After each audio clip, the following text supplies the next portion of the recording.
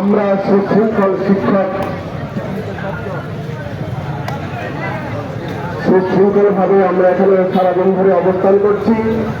আমরা ইতিমধ্যে যুগ্ম সচিব পর্যায়ের একজন কর্মকর্তার সঙ্গে আলাপ করেছি। ওনার নাম নুরুল ইসলাম সিদ্দিকী স্যার। আমরা যতটুকু কথা বলেছি সেই কথায় আমরা 99% সন্তুষ্ট প্রকাশ করতে পারি নাই, যার কারণে আমরা আপনাদেরকে বলছি প্রয়োজনে আমরা আগামীকালকে আবার এখানে আসবো। তারপরও আমাদের আন্দোলনের সকলের দাবি সুনিশ্চিত ঘোষণা না আসা পর্যন্ত আমরা এখানে অবস্থান করবো। সম্মানিত শিক্ষক মন্ডলী, আপনারা নিশ্চয় অবগত আছেন, বিগত 18-20 বছর ধরে আমরা অপেক্ষা করছি। আমাদেরকে চরমভাবে বৈষম্যের শিকার করানো হয়েছে রাজনৈতিক কারণে, অর্থনৈতিক কারণে। অর্থনৈতিক কারণ কি? আমরা প্রয়োজনীয় চাহিদা অনুযায়ী অর্থের যোগান দিতে পারি নাই, আর সেই কারণে আজকে আমরা নিয়োগ বঞ্চিত হয়ে রয়েছি। আমরা চাই যারাই নিয়োগ বঞ্চিত রয়েছি তাদের সকলকে নিয়োগ দিতে হবে। আমরা ওই ধরনের কোনো কথা বিশ্বাসী নয়। ওনারা বলেছেন, শিক্ষা মন্ত্রণালয়ের চিঠি দিয়েছেন আমাদের পক্ষে, আমরা তার সুদৃষ্ট বাস্তবায়ন চাই।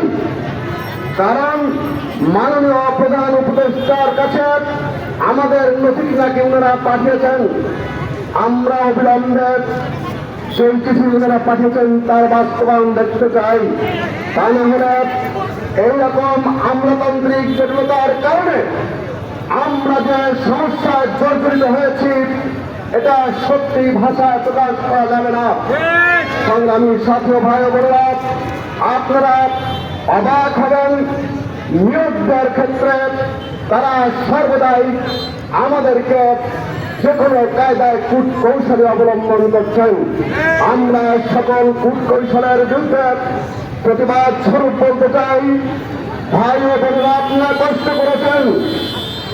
আমরা 6টা পর্যন্ত যে সময় নির্ধারণ করেছিলাম এই পর্যন্ত এখানে অপেক্ষা করবেন। যদি এখানে আমাদের কোনো সুনির্দিষ্ট ঘোষণা দেখতে না পাই, আমাদের কর্মসূচি আগামীকাল সকাল 10টা থেকে আবারও চলবে ইনশাআল্লাহ। লাগাতার চলবে। আমরা আমাদের নিয়োগের জন্য সুনির্দিষ্ট ঘোষণা চাই, এর বিকল্প কোনো কথা মানতে নারাজ। অন্যায় করেছে আমরা আর দোষ চাপিয়ে দিবেন আরেকজনের ঘাড়ে, এটা হতে পারে না। আপনাদের এই সকল কার্যকলাপের ধিক্কার জানাচ্ছি, পাশাপাশি নিয়োগের সুনিশ্চিত ঘোষণার জন্য আপনাদের পক্ষ থেকেই কার্যক্রম গ্রহণ করতে হবে, অন্যথায় আমাদের রাজপথ ছাড়া হবে।